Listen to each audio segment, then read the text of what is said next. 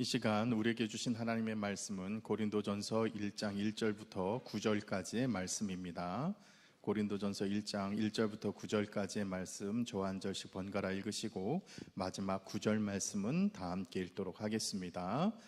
하나님의 뜻을 따라 그리스도 예수의 사도로 부르심을 받은 바울과 형제 소스데네는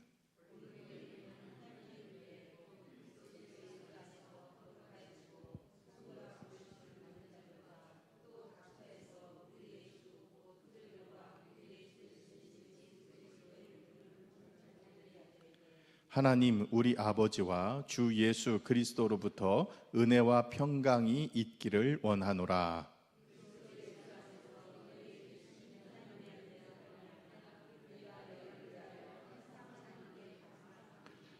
이는 너희가 그 안에서 모든 일 곧 모든 언변과 모든 지식의 풍족함으로 너희가 모든 은사에 부족함이 없이 우리 주 예수 그리스도의 나타나심을 기다림이라.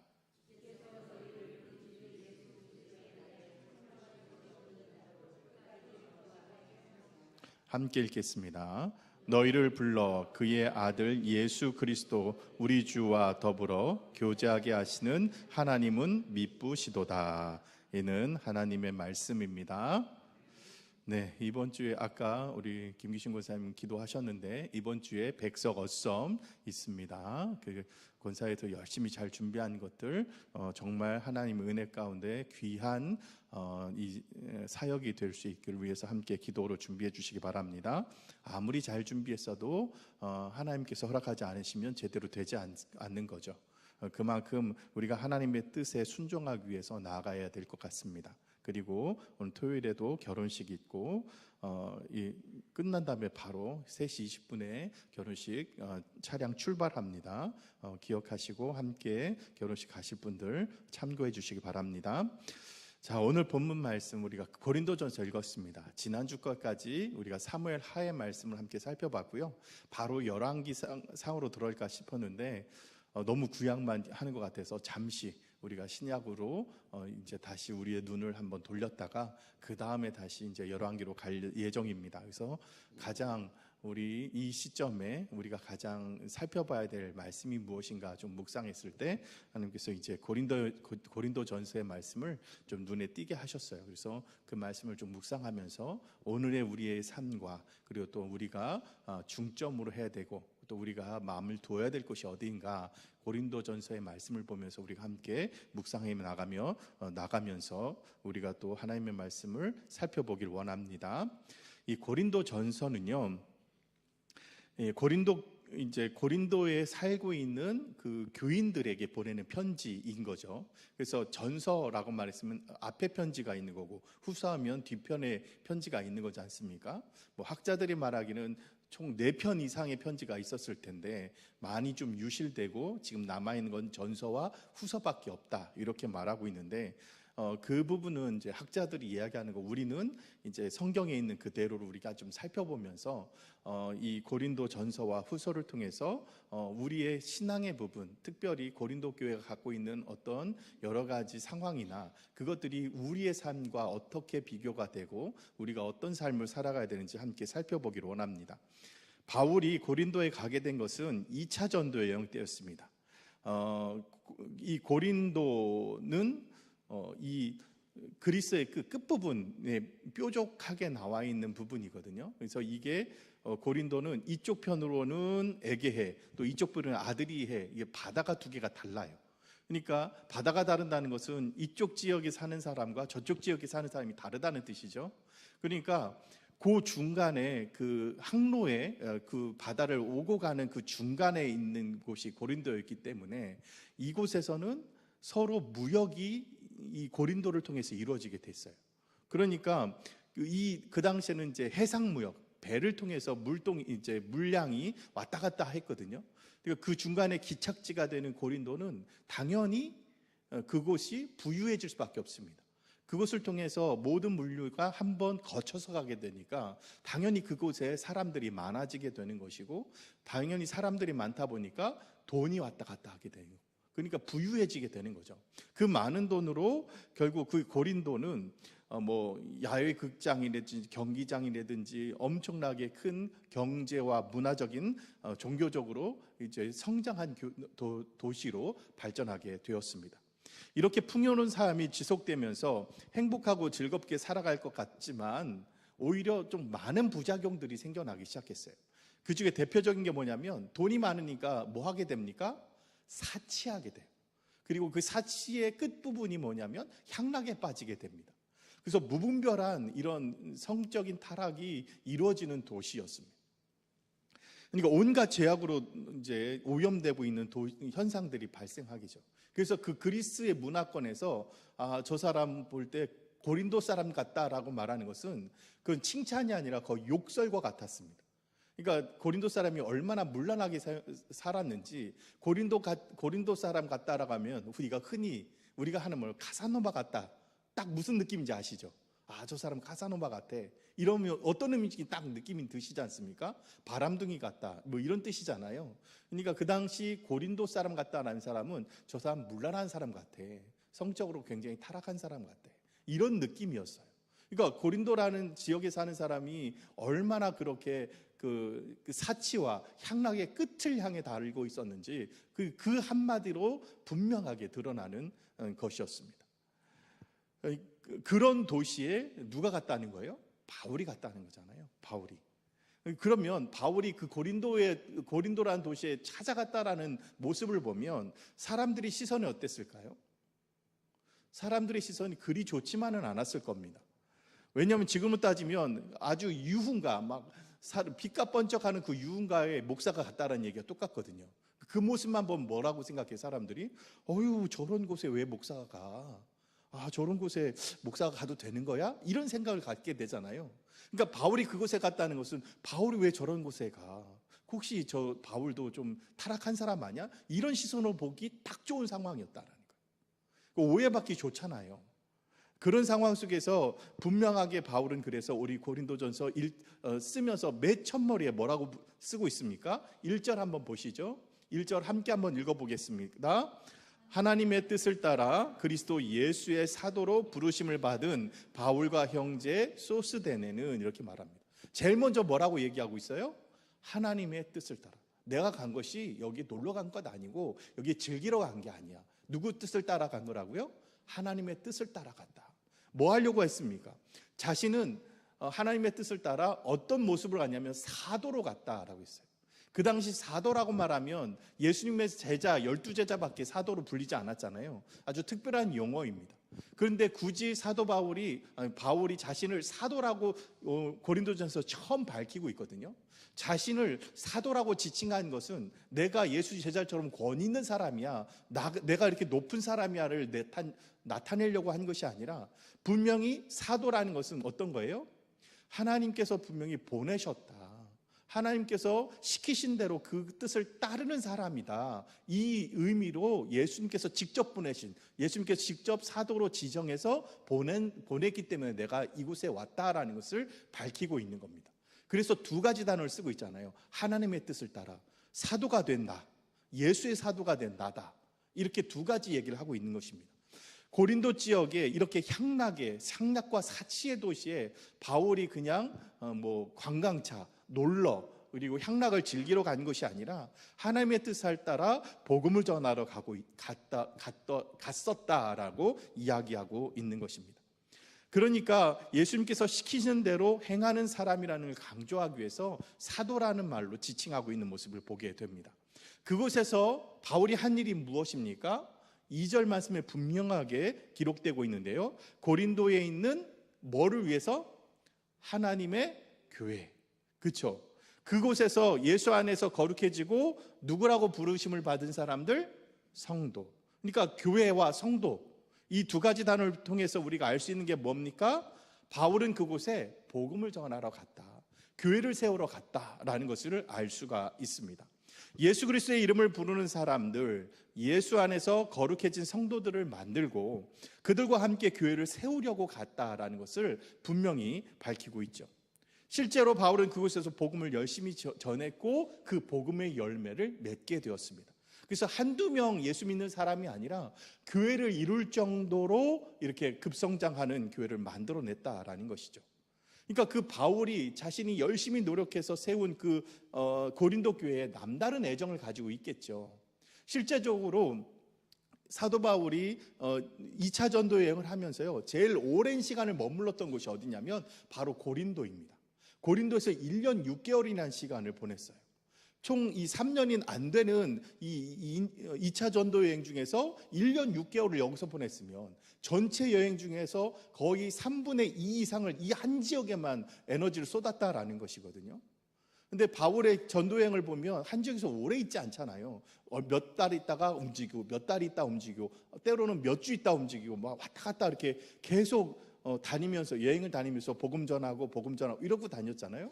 근데 한 지역에서 이렇게까지 오래 머문 적이 쉽지 않습니다. 나중에 이제 에베소에서 3년 정도 있었던 것, 그 다음으로 고린도에서 1년 6개월, 제일 오래된 거예요. 그만큼 심혈을 기울이고 노력을 많이 기울였고 열심을 냈던 곳이 바로 고린도 교회였다라는 것이에요. 그러니까 남다른 애정이 있을 수밖에 없죠. 특별히 이렇게 노력을 했고 특별히 열심을 냈던 교회 있지 않습니까? 그 교회에 대해서 또 사도 바울이 갖고 있는 감정도 다를 거 아니에요? 어떤 감정을 갖고 있을까요? 자, 4절 말씀 함께 한번 읽어보도록 하겠습니다. 그리스도 예수 안에서 너에게 주신 하나님의 은혜로 말미암아 내가 너희를 위하여 항상 하나님께 감사하노니 라고 했습니다. 어떤 마음을 갖고 있어요? 감사한 마음을 갖고 있죠. 그 감사하는 마음을 이 감사하는 마음이 어디서부터 비롯되느냐라는 것은 하나님의 은혜로부터 비롯되었다, 이렇게 이야기하고 있습니다. 자, 하나님께서 고린도 교회에게 어떤 은혜를 베풀어 주셨을까요? 자, 5절 말씀을 보시면 이는 너희가 그 안에서 모든 일 곧 모든 언변과 모든 지식의 풍족함으로 했습니다. 하나님께서 주신 은혜는 뭐예요? 고린도 교회에 주신 가장 큰 은혜가 언변을 주셨고 지식을 주셨다라는 거잖아요. 근데 이것을 가지고 뭘 사용한 겁니까? 하나님께서 굳이 고린도 교회에 언변을 주셨다라는 게 뭐예요? 언변이라는 게 뭡니까? 말하는 힘이잖아요. 말할 수 있는 힘. 그 그리스 지역은 연설 문화가, 그 강연 문화가 이렇게 굉장히 발달해 있잖아요. 그러니까 그 사람들에게 이 언변이라는 것은 나와서 이야기할 수 있는 힘이라는 거예요. 강연을 통해서, 그리고 또 이 말하는 것을 통해서 사람들을 설득하고 그 사람들에게 복음을 전할 수 있는 힘을 주셨다라는 겁니다. 그러니까 고린도 교회에 이 언변의 은사를 주셔서 고린도 지역에 있는 예수를 알지 못하는 사람들에게 예수를 전파하고 또 그것이 그들에게 매력적으로 전할 수 있도록 아주 잘 말을 해서 그들이 어디로? 그리스도께로 인도할 수 있었다라는 거예요. 이거는 은사인 거예요. 그렇잖아요. 아무리 자신이 믿음이 있어도 이걸 표현을 잘 못하면 전도하기가 쉽지 않습니다. 그렇죠? 그런데 정말 말 잘하는 사람이 있어요. 똑같은 말을 해도 정말 맛깔나게, 정말 사람들이 설득될 수 있도록 잘 말하는 사람이 있어요. 근데 고린도 교회 사람들이 대부분 그랬다라는 거잖아요. 얼마나 능력 있는 교회겠습니까? 또한 모든 지식에 풍족하다고 그랬어요. 그냥 예수 그리스도를 전파하고 교회로 데려온 것만 끝나는 것이 아니라 그 안에서 또 예수 그리스도에 대해서 또 잘 가르쳐주고 성경에 대해서 잘 가르쳐줬다라는 거예요. 그만큼 잘 가르쳐 줄 수 있었던 이유는 사도 바울을 통해서 잘 배웠다라는 얘기잖아요. 그렇죠? 그러니까 전도 잘하고 잘 가르쳐 주고, 그러니까 전도하고 양육하고 이것이 잘 이루어지니까 교회가 어떻게 되겠습니까? 금방 성장하게 되는 것이겠죠. 그러니까 이런 성장을 통해서 이 고린도 교회가 정말 하나님의 은혜로 말미암아 급성장하고 아주 폭발적인 또 이제 힘을 가지게 되었다라는 사실이죠. 이것을 통해서 정말 고린도 교회는 하나님이 주신 은혜로 복음 전도와 양육을 잘하는 교회가 되었다라는 것입니다. 이를 통해서 교회가 어떻게 되었을까?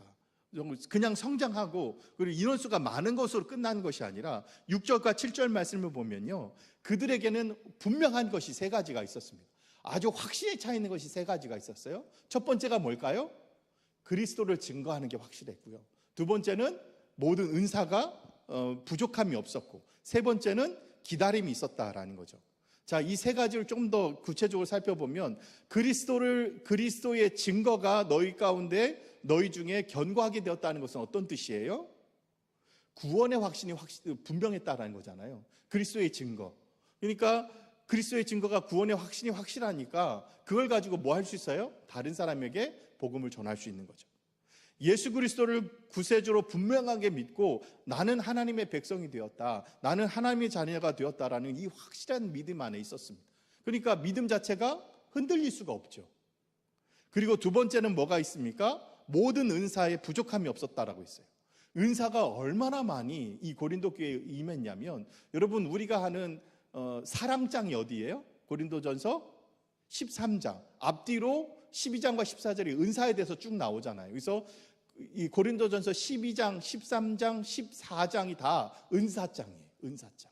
은사가 얼마나 많이 쏟아졌으면 고린도전서 이 12장, 13장, 14장까지 은사에 대해서 이야기할 정도로 그렇게 은사가 가득했을까요?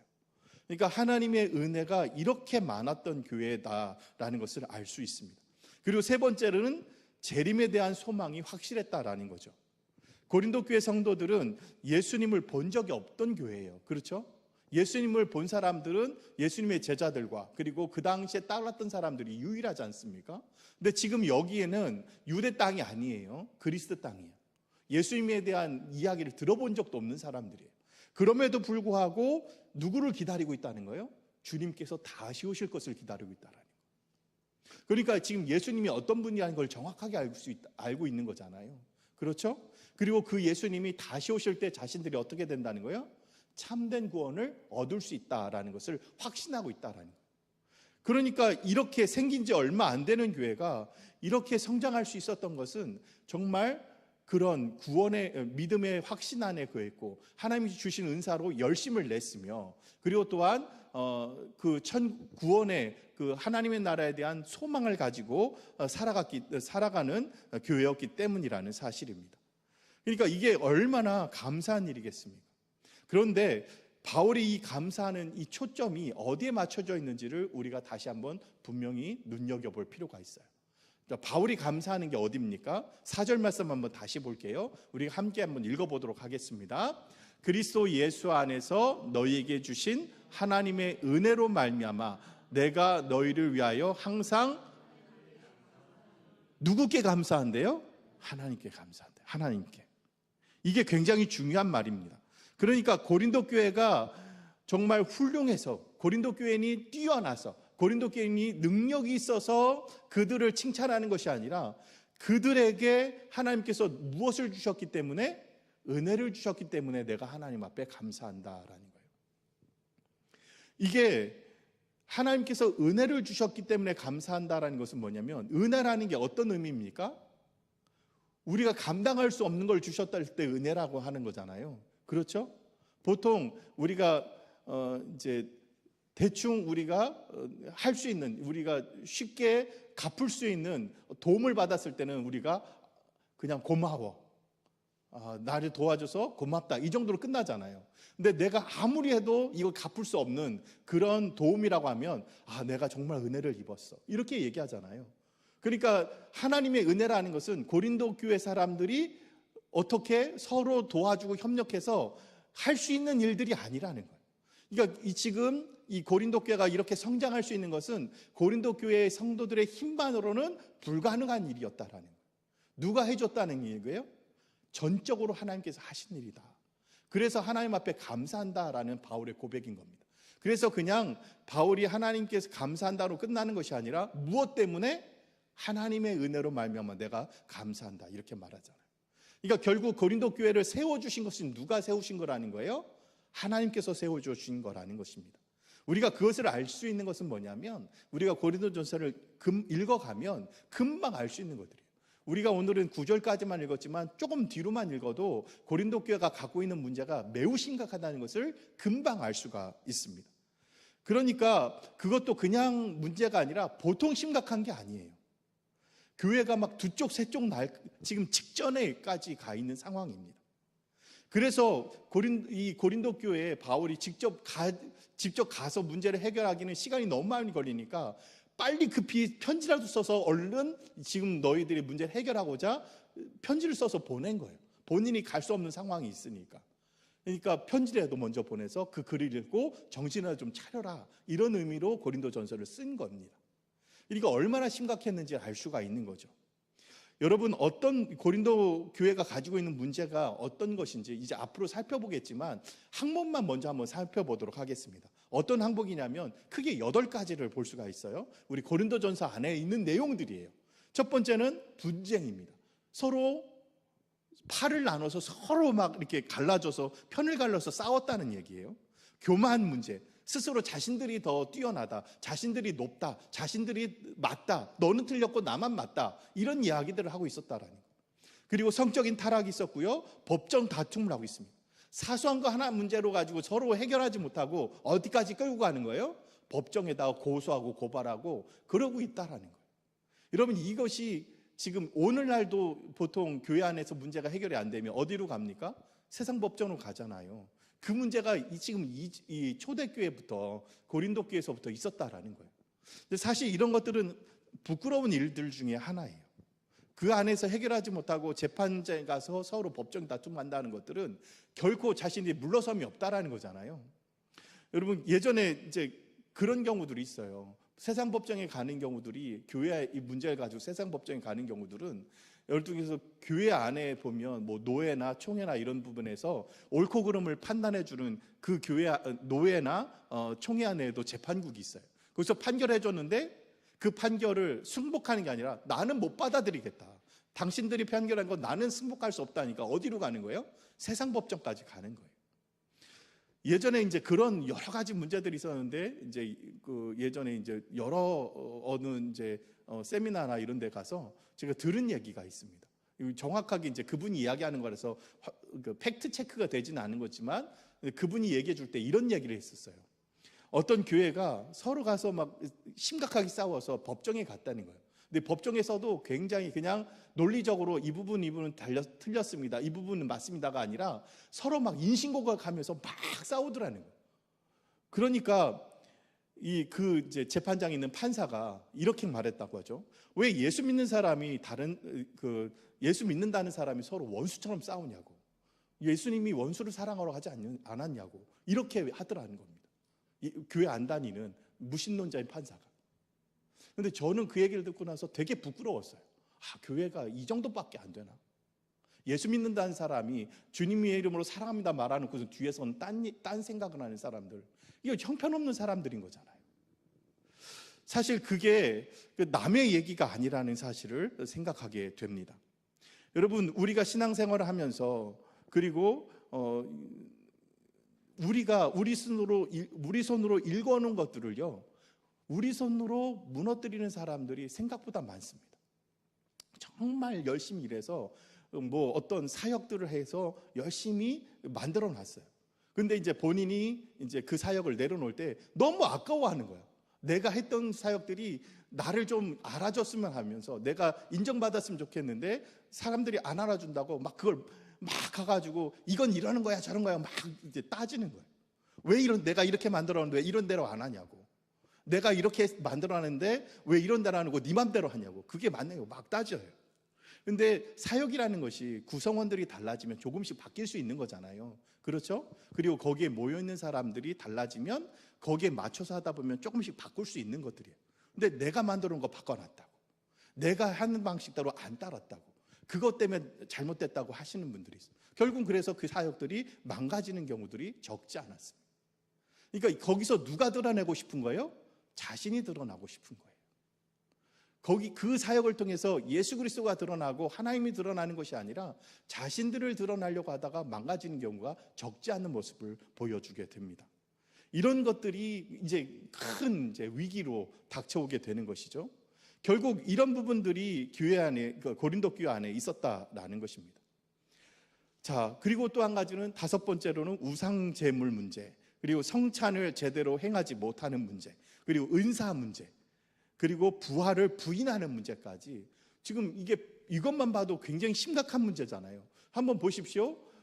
성적 타락 이런 것들은 이 윤리적인 문제가 달려 있지만, 교만은 성경에서도 제일 큰 문제로 다루고 있잖아요. 그리고 성찬이나 우상제물이나 은사나 부활은 우리 신앙적인 아주 치명적인 문제들 아닙니까? 그러니까 이 고린도 교회가 그렇게 급성장했음에도 불구하고 우리 신앙적으로나 윤리적으로나 도덕적으로나 굉장히 심각한 문제들을 가지고 있었던 교회라는 사실을 보여주고 있습니다. 그러니까 이 고린도 교회의 현실을 보면 감사할 조건이 하나도 없어요. 어떻게 저런 사람들을 놓고 감사할 수 있을까라는 생각이 들 정도입니다.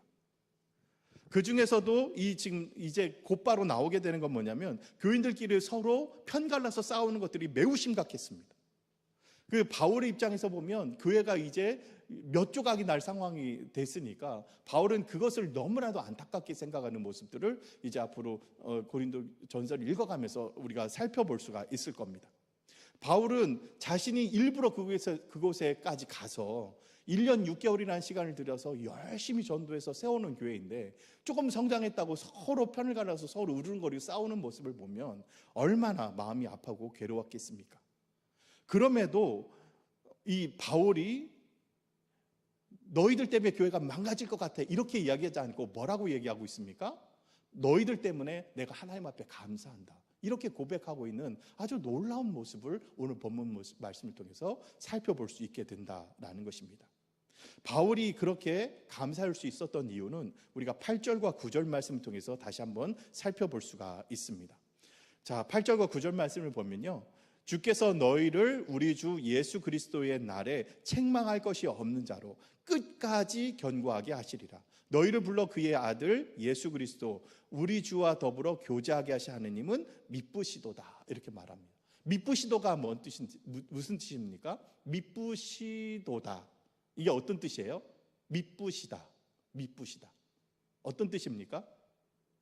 미쁘다, 미쁘다. 믿을만하다잖아요. 믿을만하다. 그러니까 하나님은 정말 믿을만하셔다, 믿을만하신 분이시다. 언제까지요? 끝까지 믿을만하신 분이다. 그러니까 너희들을 포기하지 않는다라는 거예요. 그래서 책망할 것 없는 자로 만들어 가실 분이시다, 하나님께서. 그래서 내가 하나님 앞에 감사하고 있는 거다. 사람의 입장으로 보면 진짜 이건 포기하게 되고 어쩔 수 없고 이제 모든 것이 끝이다라고 할 수 있지만 누가 있기 때문에? 하나님께서 계시기 때문에. 하나님께서 끝까지 책임지시고 끝까지 세워주실 분이기 때문에 내가 그 하나님을 바라보고 감사할 수 있다, 이런 것입니다.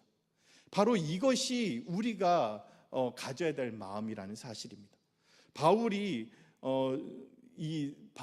개인적인 입장에서 보면, 사람의 입장에서 보면 얼마나 분통 터지겠습니까? 얼마나 속이 상하겠습니까? 그럼에도 불구하고 하나님 앞에 감사할 수 있었던 이유는 주님께서 포기하지 않으신다라는 사실입니다. 그래서 정말 주님께서 포기하지 않으시고 사랑해 주신 이 사람들을 내가 바라볼 때 나도 포기할 이유가 없다라는 거예요. 포기할 이유가 없다. 그리고 내가 만들어 가는 것이 아니라 누가 만들어 가시는 거다?